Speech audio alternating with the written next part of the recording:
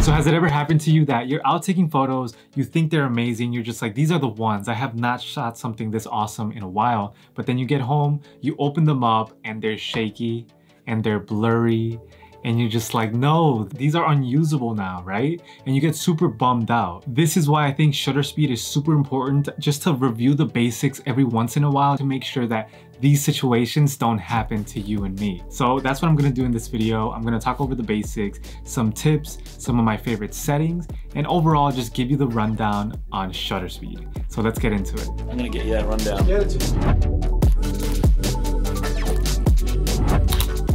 What is shutter speed? This is your camera's shutter. As you can see, it opens and closes. Now the speed is of course how fast it opens and closes. So you have to understand that the amount of light that gets through to your sensor depends on the shutter speed. So right now I have it at 1/40. You know, pretty fast, you know, not too fast. There.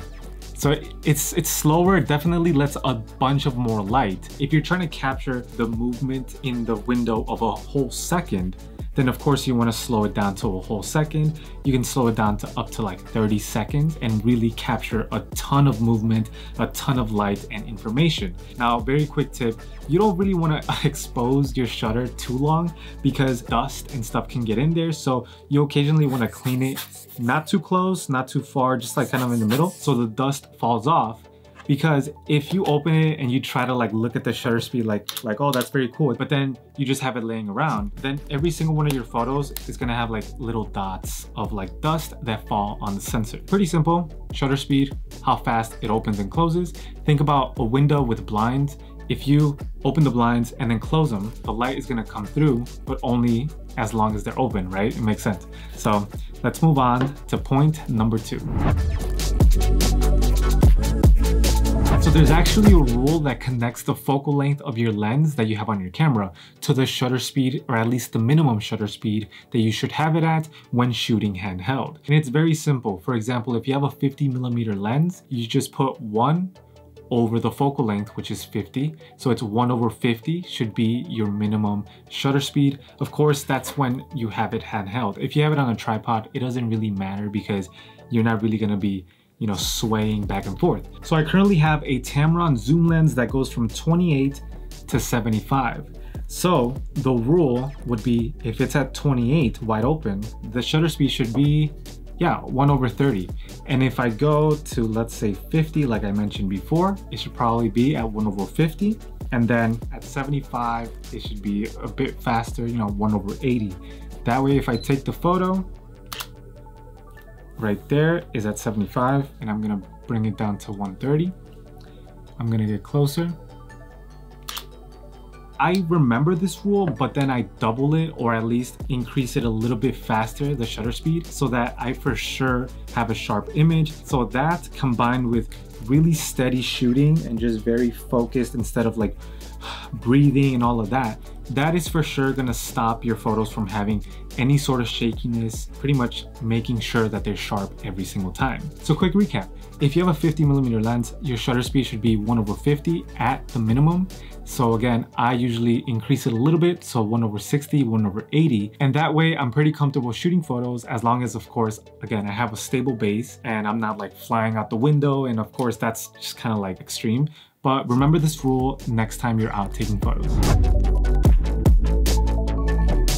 So shutter speed range again can go from like 30 seconds, like a big chunk of time, to like 1/4000th of a second, like a little fraction, like lightning fast. But it's gonna capture all of the lights and all of the movement from within that period of time. So what I'm gonna do is I'm gonna use this little stress ball squishy thing. I'm gonna roll it over this table right here, and I'm gonna capture 3 different scenarios with 3 different shutter speeds. So first, let's start with a fast shutter speed so that there's not that much blur in the photo, or preferably like no blur, even if the speed is kind of high. What I did is I set it up so that it has a 2-second lag. Press it. 2, 1. Okay, so let's review the photo. Pretty sharp. Let me try again, try to get it in the middle. Again, 1/500th shutter speed. Let's see. Even though it's pretty quick how I'm throwing it and rolling it, it's still pretty sharp because the speed is pretty high. Now let's do more of a normal. Let's go back. Let's do more of a, you know, 1/60, 1/50. Again, 2-second lag. Sorry about the big bang, but you see, we're starting to introduce some of the blur that I've been talking about. This 1/50 speed is again one of the lowest that I'll go when I'm shooting handheld. Now let's really slow it down to maybe, actually I need to decrease the aperture. 1.3 seconds long, okay. I'm rolling it very slow. Okay, maybe it was too long, but let's see. There's a long tail. So again, if you're trying to capture cars buzzing by in the highway, this is something that you can try. Let's try 1.6. One more. Okay, I'm gonna roll it very slowly.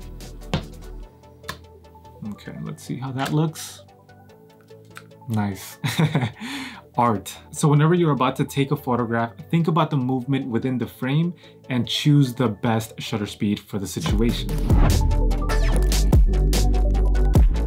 I also want to mention 3 additional shutter speed tips, and number 1 is you can shoot in shutter priority to make life easier for you, especially when you're on the go, because what you can do is find the S up here in your dial.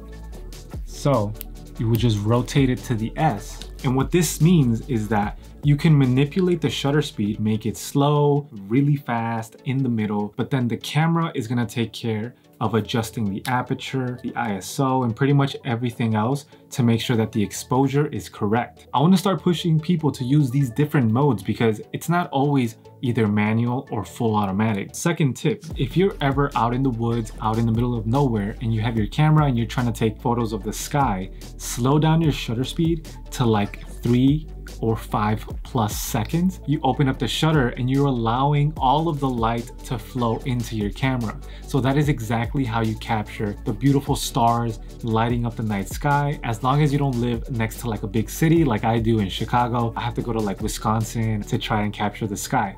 But definitely try it out, slow down your shutter speed, and play around with your settings. And number 3, if you slow down your shutter speed to about 1/30, 1/20, and the camera is like, you know, in your hands, oh god, I can't take it off. What you can do is, there can be a car about to zoom by, and by having it at like 1/20, you can get very steady and move with the car as it passes by. It doesn't always have to be a car, it could be like a train or anything that's moving, even like a person running or on their bike.